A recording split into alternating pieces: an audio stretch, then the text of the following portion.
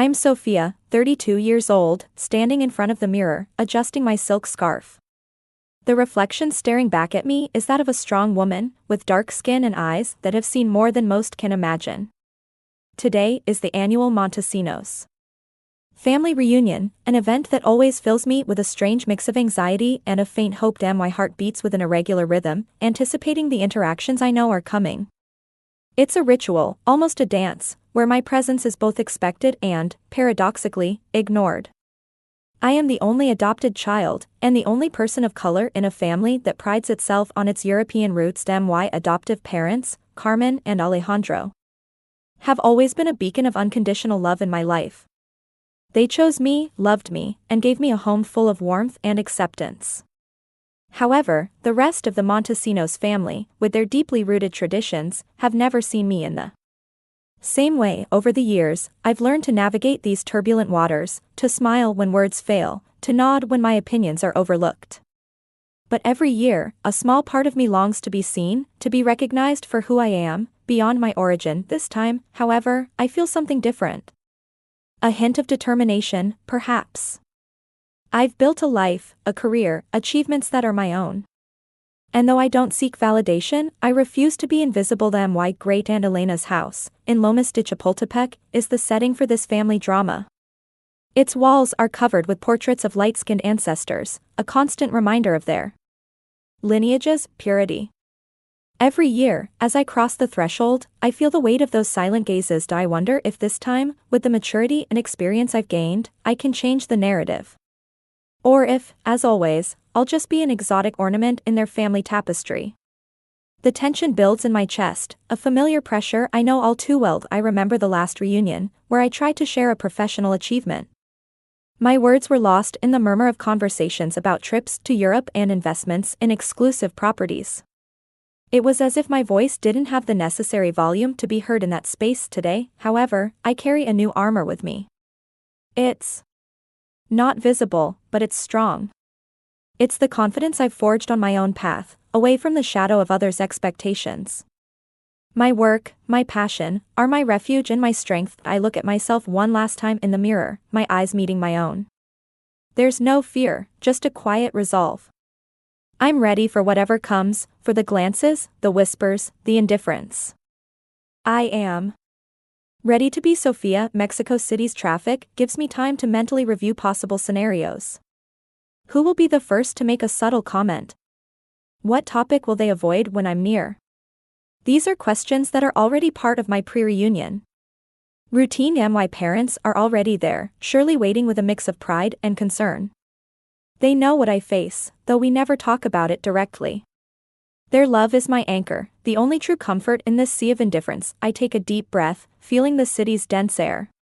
The jasmine scent of my perfume mixes with car exhaust. A metaphor for my life, the delicate and the raw. I'm ready to face the Montesinos. Once again, I don't know what awaits me, but I know I'm not the same Sofía who came to these reunions years ago, with the naive hope of fitting in.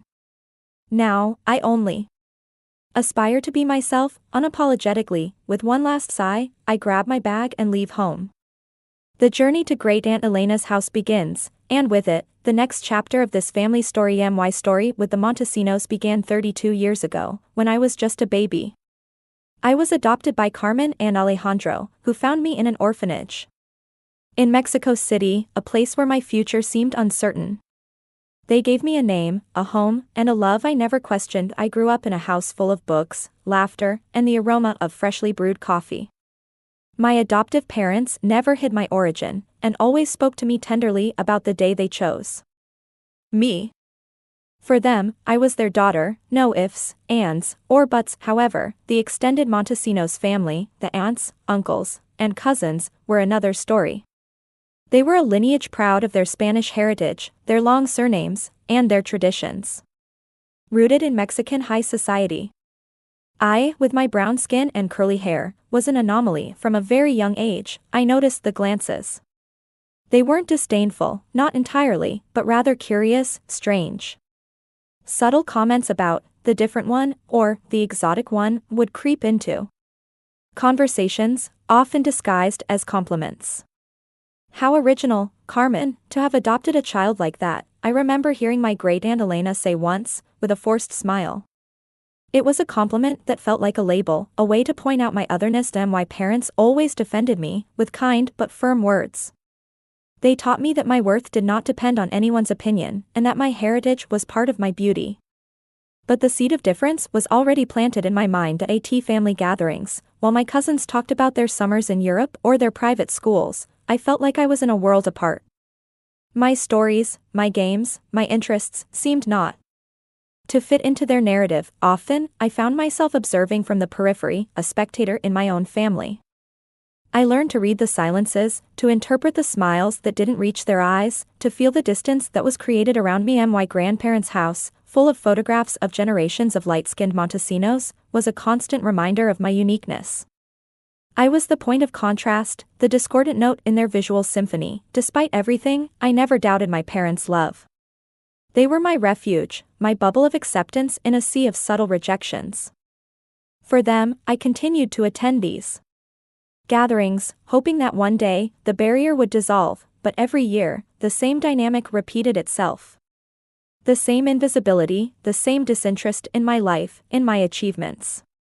It was as if my existence was tolerated, but not celebrated, within the large family circle. The weight of these unspoken expectations led me to seek my own path, to build my identity away from the shadow of their judgment. I wanted to be someone for myself, not because of my surname or my origin. This story of being the different one pushed me to be stronger, more resilient. It taught me to trust my own voice, even when no one else seemed to listen. It was a tough lesson, but invaluable, and so, with each family reunion, a new thread was woven into the tapestry of my life. A thread of resistance, of self-affirmation, of searching for my own place in the world.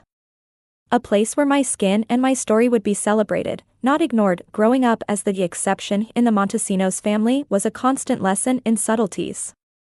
There were no shouts, no direct insults, but rather a silent dance of disregard disguised as courtesy. It was an art they mastered perfectly, and their unwitting student, comments about my hair, which they called it exotic or wild, were frequent. "You should straighten it, Sofía, you'd look more presentable," my Aunt Clara would tell me, as her fingers glided through her own straight locks. It was a suggestion, but it felt like a command. And my skin, which to me was a canvas of history and beauty, was the subject of curious glances. "You tan very quickly, don't you?" my cousin Ricardo would ask, with a tone that implied my complexion was a peculiarity, not a natural feature. At dinners, conversations revolved around their trips to Europe, their summers on the Spanish coast, or their connections with families of good lineage.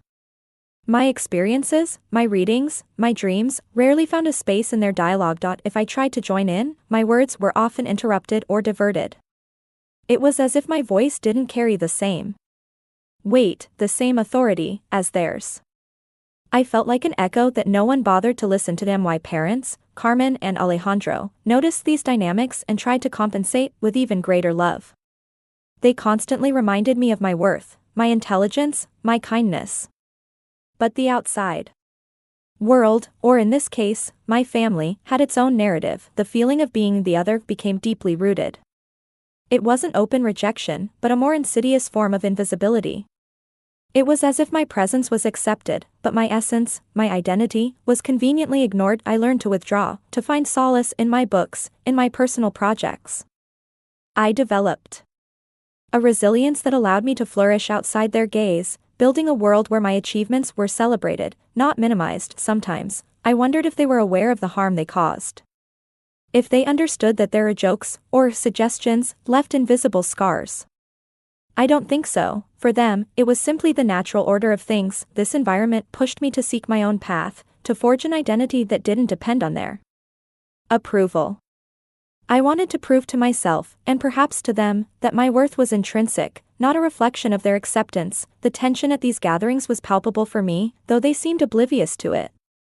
It was like a taut rope, ready to snap, but it never did, only vibrated with unspoken discomfort. Every time I prepared for a reunion, I felt that knot in my stomach. The anticipation of being the different one again, of having to smile and nod while my soul shrunk a little more, but there was also a spark of defiance. A small voice inside me that said, "They won't break you." You are stronger than their prejudices.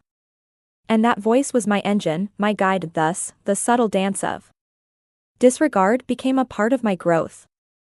A painful part, yes, but also one that taught me to value my own voice, my own story, above all else. My escape, my true haven, was always the world of creation. Since childhood, I've been drawn to design, to the way images and words could tell stories. I chose to study graphic design, a career that allowed me to build visual worlds. In college, I found my voice. My professors and peers valued my unique perspective, my eye for detail, and my ability to communicate complex ideas. It was a refreshing contrast to the indifference I often faced at home. I specialized in branding and digital marketing, a constantly evolving field that fascinated me. I loved the idea of helping businesses find their visual identity, to connect with their audience in an authentic way. It was work that filled me with purpose. My first projects were small, but I approached them with the same passion and dedication as $1 million commission. Every logo, every campaign, was an opportunity to prove my worth and to hone my skills. While the Montesinos family talked about their traditional businesses, real estate, finance, I was building my own digital empire, brick by brick. It wasn't the kind of a business they understood, but it was mine, and it was successful. My adoptive parents, Carmen and Alejandro, were my biggest cheerleaders. They celebrated every small achievement, every new client, every article I read about design trends. Their unconditional support was the fuel I needed. At family gatherings, when someone asked about my work, I tried to explain it with enthusiasm. But their eyes would glaze over, their smiles would tighten. "Oh, so you make little drawings for companies?" my Uncle Carlos once asked, with a condescending tone. It was frustrating, of course. To feel that my passion, my effort, my success, were reduced to a hobby or something insignificant. But over time, I learned not to seek their approval. My worth did not depend on their understanding. My studio, a small but light-filled space in my Roma Norte apartment, became my sanctuary. There, surrounded by screens, sketches, and coffee cups, I felt completely myself, without judgment. Clients began to arrive, first by recommendation, then by word of mouth. My reputation grew. And with it, my confidence. I was building a solid professional life, one that was entirely my own. This professional success gave me an independence that transcended economics. It gave me a voice, a platform. It showed me that I was capable of creating something meaningful. Something that mattered, even if my family didn't see it that way. The irony was not lost on me. While they clung to a past of lineage and status, I was forging a future in a digital world, a world where talent and innovation were the true currency. Work was my shield, my armor. It allowed me to enter those family gatherings with my head held high, knowing that, even if they ignored me at the table, in the outside world, my voice was heard and valued. The invitation arrived as it did every year, a thick paper envelope with the Montesinos crest embossed in gold. It was the sign that the annual reunion was near, an event that, despite everything, remained an unmissable date. My parents, Carmen and Alejandro, handed it to me with a hopeful smile. "Your Aunt Elena has been asking about you, Sofía," my mother said, trying to infuse an optimism I no longer fully shared. My first reaction was a sigh, almost imperceptible. The thought of spending hours in that house, feeling invisible, was exhausting. But then, guilt washed over me. My parents wanted me to go, and for them, I always did. "Of course, I'll go," I replied, forcing a smile. "It'll be good to see everyone." The lie felt bitter in my mouth, but it was a necessary courtesy to maintain peace. In the days leading up to it, anxiety began to grow. I remembered the half-conversations, the glances that avoided me, the feeling of being a stranger in my own family. It was a well-established pattern, and I prepared for it. I chose my outfit carefully, a simple but elegant dress that reflected my professionalism without drawing too much attention. I wanted to feel comfortable, but also project an image of confidence. I thought about the excuses I could use to leave early, about the conversation topics I could avoid. It was a survival strategy one had perfected over the years, a way to protect myself. Still, a small spark of hope persisted in some corner of my heart. Maybe this year would be different. Maybe someone would approach me, genuinely ask about my life, truly see me. It was a naive hope, I knew, but it was hard to extinguish completely. In the end, we are human beings, and the longing to belong is a powerful force, even when reality repeatedly hits us. My parents called me several times to make sure everything was ready. Their concern was palpable, a reflection of their love and their awareness of the family dynamic. They were my shield. The night before, I could barely sleep. My mind replayed scenarios, imaginary dialogues, preparing myself for possible interactions. It was like a mental rehearsal for a play where I always had a supporting role. I reminded myself of my worth, my achievements, the life I had built with so much effort. I wasn't going there to seek approval, but to fulfill a family obligation. And to be true to myself. The smell of morning coffee brought me back to reality. It was the day. The sun peeked through my window, illuminating my studio, a reminder of my own world, where I was the protagonist. With each step towards the car, I felt the tension build. But also a strange sense of calm. I had faced this many times before. And I had always emerged stronger. This time would be no different. The imposing facade of my great-aunt Elena's house stood before me, a monument to the Montesinos family's tradition and status. Its stone walls, covered in ivy, seemed to whisper stories of past generations, into which I did not fit. As I crossed the wrought iron gate, the air filled with the murmur of voices and the clinking of glasses. The impeccably maintained garden was dotted with groups of family members, all elegantly dressed, all with that familiar closeness I never shared. My parents greeted me with warm hugs, their smiles a balm for my nervousness. "So glad you're here, Sofía," my mother said, her hand squeezing mine affectionately. Their love was the only lifeline in that sea. The initial greetings were a mix of courtesy and distance. Some aunts and uncles offered a brief, "Hello, Sofía," with a polite smile that didn't reach their eyes. Others simply nodded, already immersed in their own conversations. I immediately felt like an observer, an honored guest who, in reality, was a stranger. Groups formed and dissolved around me, and although I was physically present, my spirit felt on the sidelines. I tried to join a conversation about politics, a topic that interested me and about which I had formed opinions. But my words quickly got lost, and the thread of the discussion veered off before I could finish my sentence. White cousin Isabella, with whom I used to play as a child, gave me a quick hug and then turned to talk to her husband about their vacation plans. It was a kind gesture, but superficial, a confirmation of the distance that had grown between us. The aroma of traditional Mexican food filled the air, a familiar comfort amidst the discomfort. The dishes were exquisite, carefully prepared, but even the food seemed to taste different when shared. With that sense of isolation, I moved through the living room, observing the family portraits that adorned the walls. Pale faces, light eyes, sharp noses.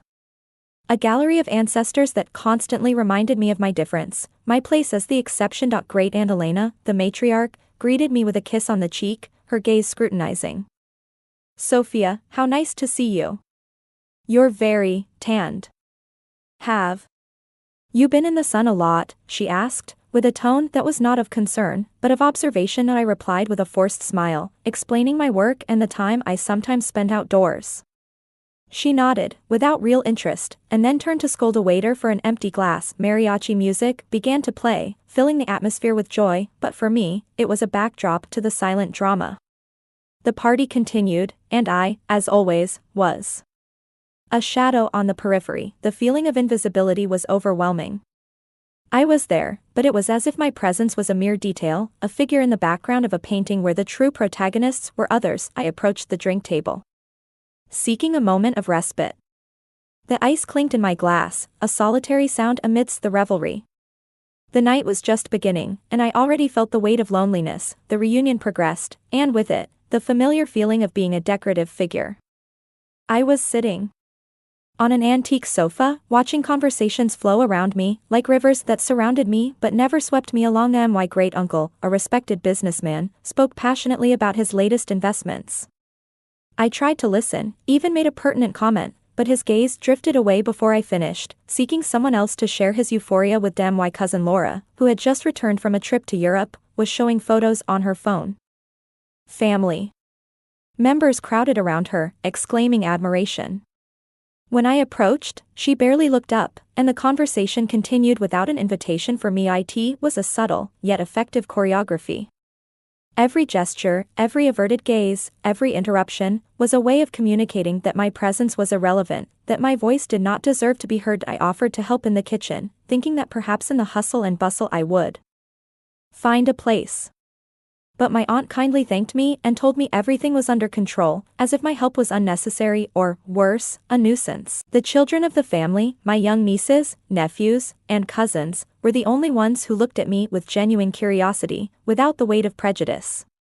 Their innocent eyes were a balm, a reminder of the purity that adulthood often corrupts. One of the younger cousins, Camila, approached and asked me about my work.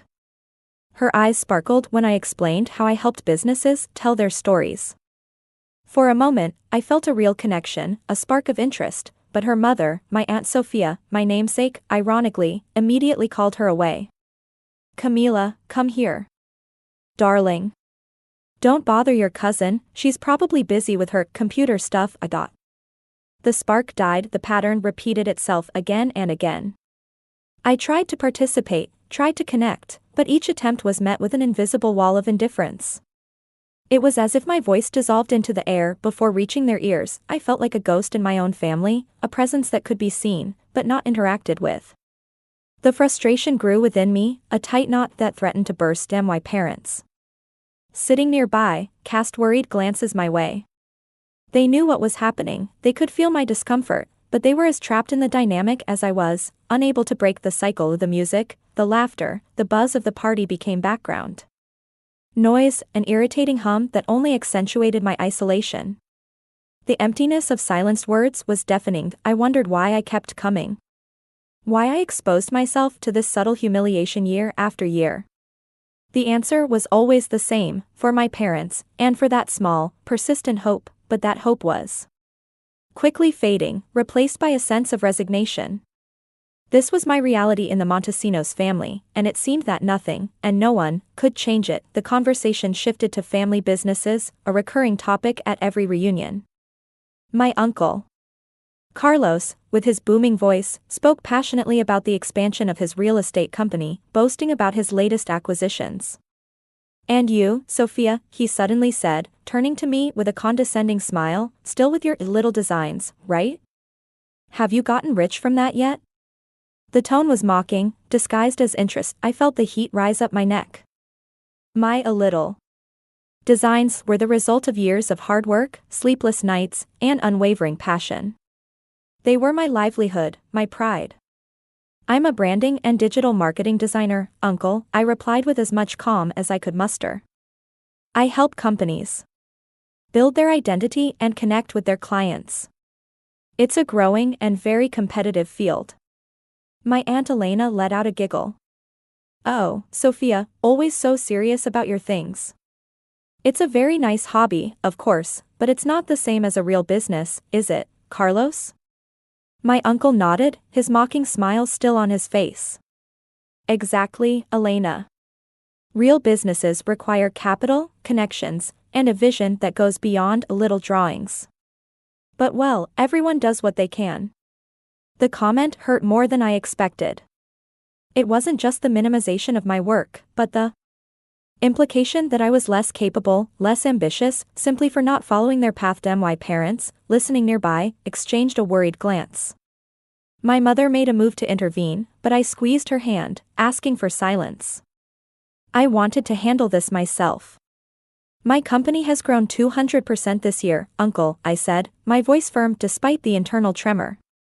"I work with national and international clients, and my campaigns have generated significant results for them." My uncle's response was a shrug. "Oh, really? That's nice. But does that get you a good car? A house in Las Lomas? Or are you still in your little apartment in Roma?" His laughter echoed through the room. The humiliation was public, blatant. My cousins laughed discreetly, some averted their gaze, uncomfortable. It was disguised scorn, the Montesinos family's way of reminding me of my place. I felt small, despite my achievements. The validation I sought from them was a bottomless pit, and every attempt to fill it only left me emptier. The tension in the air was almost unbearable. I was about to respond with an acidity that was unlike me, to release all the accumulated resentment of years. But just then, an unexpected voice broke the silence. "Excuse my intrusion," a deep, authoritative voice said, one that didn't belong to the family. Everyone turned, surprised. My eyes widened as I recognized the approaching man. It was Mr. Ricardo Vargas, one of my most important clients, a businessman with an impeccable reputation in the business world. What was he doing here? My heart skipped a beat. The voice resonated through the living room, silencing the party's murmur. All eyes turned to the man approaching with an imposing elegance. It was Mr. Ricardo Vargas, and my surprise was absolute. Vargas was a high-profile client, the owner of one of Mexico's most prestigious hotel chains. His presence at the Montesinos family reunion was completely unexpected, almost surreal. He wore an impeccable suit, and his gaze was sharp, observant. He moved with a confidence that contrasted with the tension that had settled within the family group. My uncle Carlos, who had just been mocking me, paled slightly. "Mr. Vargas, what a pleasant surprise," my Aunt Elena said, approaching him with a forced smile. "We didn't know you were coming. To what do we owe the honor?" Her tone was deferential, very different from the one she used with me. He smiled courteously. "Excuse the intrusion. I was at a business meeting with a partner nearby and, passing by, I saw Mrs. Montesinos. I couldn't resist the temptation to say hello." His explanation was brief, but his gaze landed on me. My heart pounded. Had he seen me? Had he heard my uncle's comments? The idea filled me with a mixture of embarrassment and a strange anticipation. Vargas approached our group, and my uncle Carlos quickly composed himself, trying to put on his best face. "Ricardo, good to see you. I didn't know you had business around here." "Always business, Carlos," Mr. Vargas replied, his voice calm but firm. Then, he turned to me, and his smile became genuine. "Sofía, what a pleasant coincidence to see you here. I didn't know you were part of this family." My relatives fell silent, their eyes darting from him to me, and from me to him. The surprise was palpable on their faces. The idea that I had a connection with someone so influential seemed inconceivable to them. "Mr. Vargas, what a surprise," I managed to say, my voice barely a whisper. The situation was surreal, as if a character from another play had burst into mine. He nodded, his gaze fixed on mine, conveying a seriousness that was uncommon in a social encounter. "Glad to see you, Sofía. In fact, I was wondering if you had received my last email. We have an urgent project I'd like to discuss with you." The mention of an urgent project and his professional tone captured everyone's attention. My aunts and uncles exchanged glances, their expressions of mockery transforming into curiosity and, perhaps, a little respect. The atmosphere changed dramatically. The tension that was once disdain towards me now transformed into a mixture of awe and an uncomfortable admiration. Mr. Vargas's presence had completely altered the dynamic. Vargas turned to my uncle Carlos, a serious expression on his face. "Excuse me, Mr. Montesinos, but I believe I overheard a comment about Sofía's work.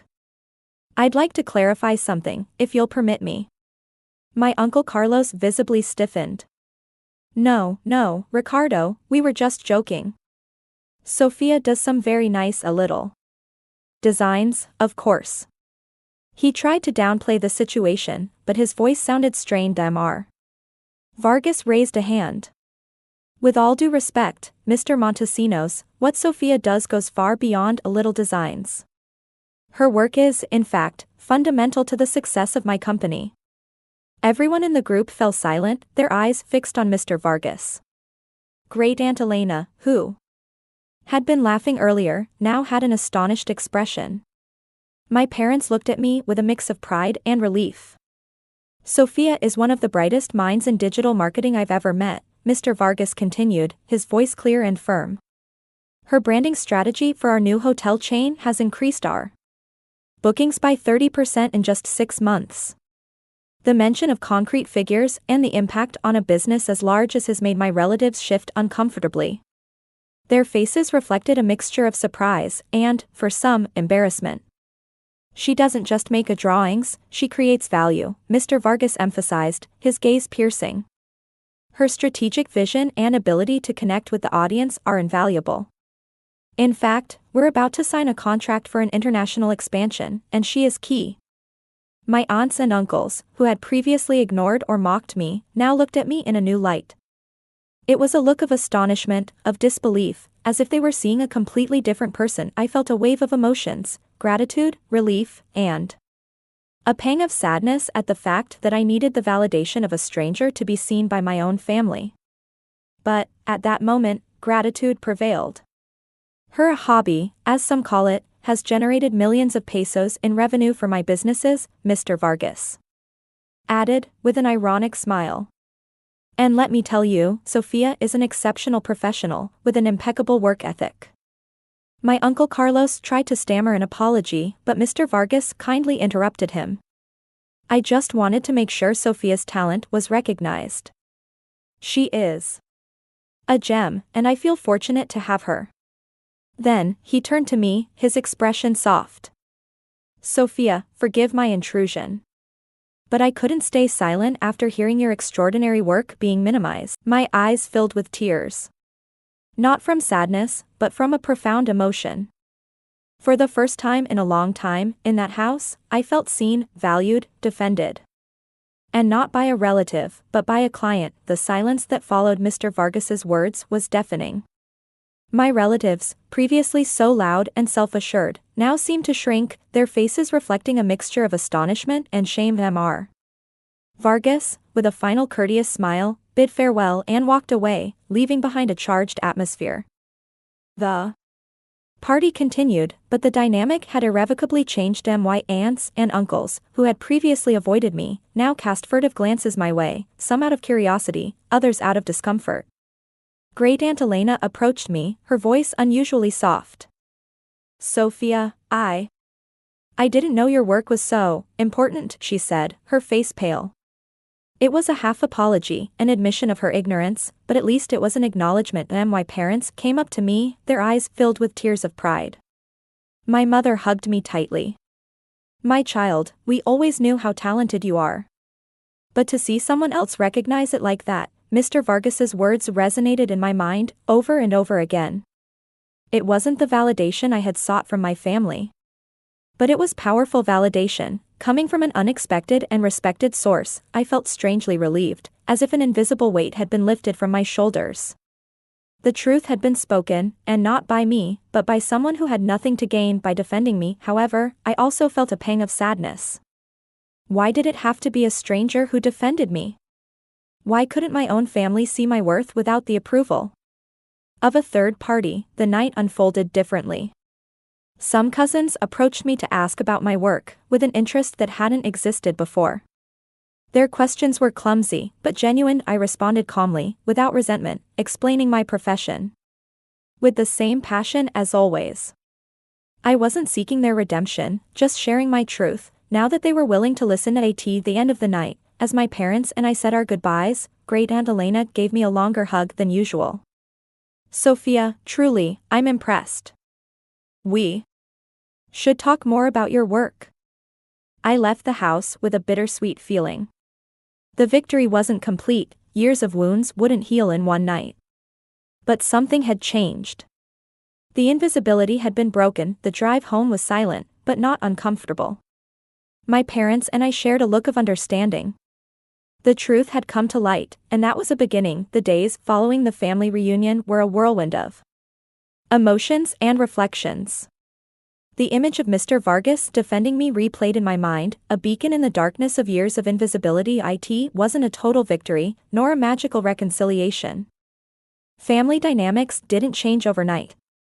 Some relatives tried to reach out, others maintained their distance, perhaps embarrassed, but something fundamental had changed within me.